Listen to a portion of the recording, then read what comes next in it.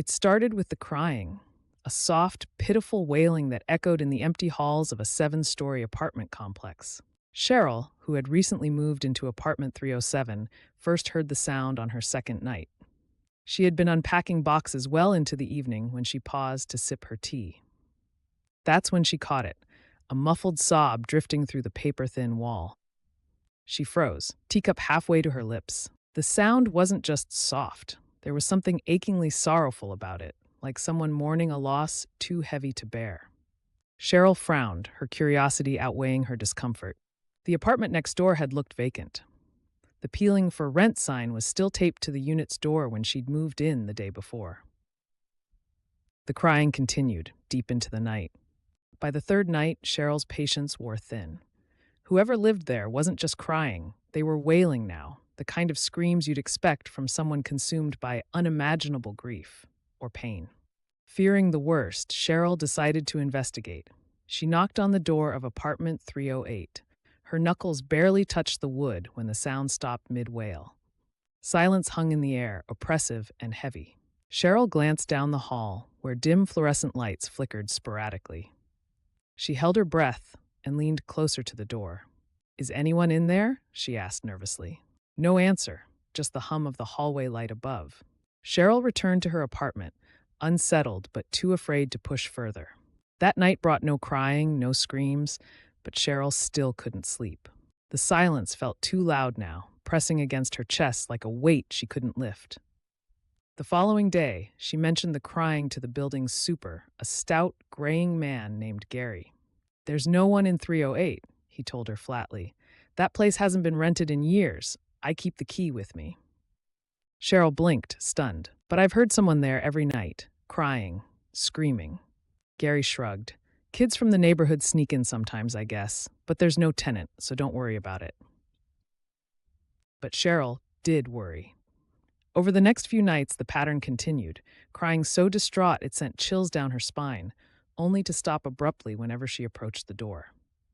Determined to get to the bottom of it, Cheryl waited until midnight on the 7th night, clutching a flashlight and begging her nerves to hold together. She knocked twice, loudly calling out, "I know you're in there. Are you hurt?" The crying stopped, and then a low, raspy whisper from behind the door. "Help me." Every instinct in Cheryl's body screamed for her to leave, but her hand was already on the door handle. She twisted it, expecting resistance, but it swung open easily. What she saw inside made her stomach lurch. Apartment 308 was not an apartment anymore. Its walls were crumbling, the floors stained black with rot and damp patches, but it was the corner that stopped her cold. A twisted figure crouched there, its head buried in its claw-like hands. Its skin was bruised and stretched thin, looking ready to tear apart at the seams. Cheryl felt her voice catch in her throat as she took a shaky step back. She didn't scream until the creature turned its face to her. Its hollow eyes were bleeding. Tommy lived on the 5th floor of a towering high-rise, surrounded by neighbors he barely knew. But there was one neighbor he did know, Mr. Sharp, who lived across the hall. He was odd, to say the least. His curtains were always drawn no matter what time of day, and Tommy would often hear faint muttering coming from his apartment as he walked by. One night, after getting home late from work, Tommy noticed Mr. Sharp's door was slightly ajar. This was unusual. Sharp was the type to lock up tightly, even installing his own custom bolts just to be safe. Tommy hesitated. The narrow crack in the door seemed so out of place in the otherwise pristine hallway. He knocked. "Mr. Sharp, you okay in there?" No response. Growing more concerned, Tommy peeked inside. The apartment was dark, except for a flickering television in the corner. Papers were scattered across the floor, and what looked like symbols had been painted into the drywall. Strange, circular shapes and runes decorated the space like something out of an occult textbook. Tommy stepped inside slowly, calling out again. "Hey, Mr. Sharp?" A gust of cool air brushed past him and the television went black. He froze, his heart hammered in his chest. From the kitchen corner came the sound of breathing, quiet, strained, shallow inhalations and slow exhaling as though someone or something was in pain. Tommy turned toward the noise, every nerve in his body buzzing with dread. "Listen, if you need help, just say so, okay?" The breathing grew louder, closer, and that's when he noticed the shadow stretching across the floor, a shadow that didn't match his own. It crawled forward, dragging itself toward his feet, dark and unnatural.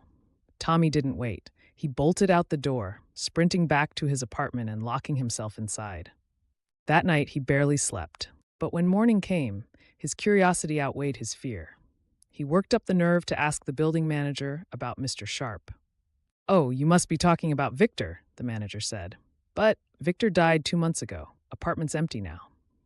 Tommy stared at the manager in disbelief. He'd just seen into the apartment the night before. But it wasn't the apartment that haunted him most.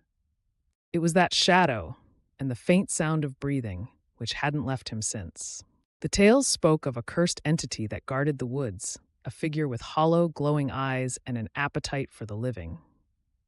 She shrugged it off as folklore, nothing more than the ramblings of superstitious townsfolk.